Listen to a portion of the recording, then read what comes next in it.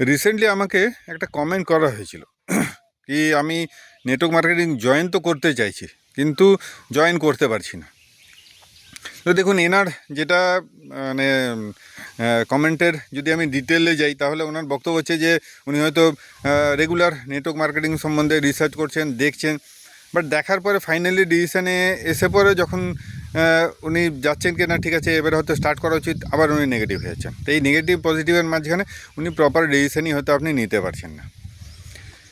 তো এখান থেকে বেরিয়ে আসার জন্য আপনাকে কিছু কাজ করতে হবে। মেন হচ্ছে কি, আমরা কী করি না, ইউটিউবে যখনই চলে যাই তখন সন্দীপ মহেশ্বরী দেখছি, বিবেক বিন্দাকে দেখছি, ধ্রুব রাঠি দেখছি, কী বলছে তারা নেটওয়ার্ক মার্কেটিং এর উপরে, এবং তারা ইনফ্লুয়েন্সার, যখন তাদের কথার উপর বেস করে আমি ডিসিশান নিচ্ছি, তো কোথাও না কোথাও আমি স্টাক ফিল করছি এবং আগে আমি ডিসিশান নিতেই পারছি না। বাট সেখানে আরেকটা জিনিসও দেখছি যে প্রচুর মানুষ নেটওয়ার্ক মার্কেটিং থেকে জয়েন করছে, ইনকাম করছে এবং গাড়ি বাড়ি সমস্ত কিছু করে নিয়ে বসে আছে।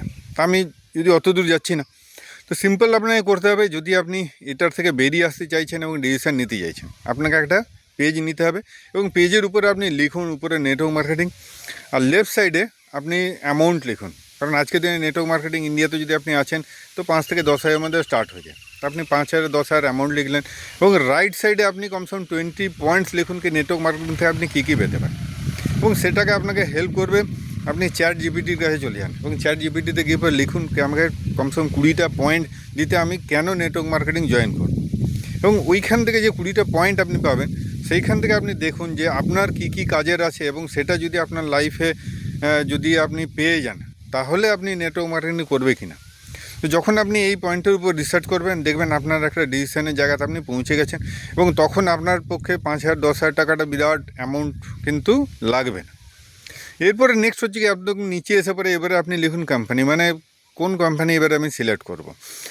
তো প্রচুর মানুষ কী করে না, যে 1 বছর 2 বছর হলো কাজ করছে বা 6 মাস হলো কাজ করছে, জাস্ট 1 মাস হলো স্টার্ট করেছে, আমি স্টার্ট করে দিয়েছি তাদের সাথে, এবং কিছুদিন পর কোম্পানিটা বন্ধ হয়ে গেল। সেখানেও কিন্তু আপনি একটা প্রবলেমে পড়বেন।